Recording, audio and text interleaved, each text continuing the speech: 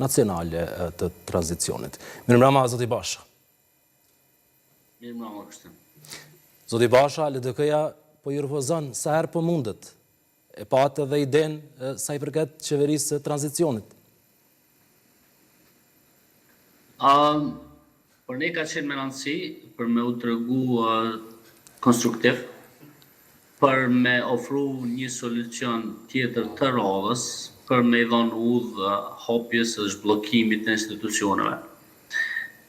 Mendoj se oferta ka qenë për zhbllokimin edhe të kuvendit, po ashtu edhe një bashkëqeverisje me LDK-n.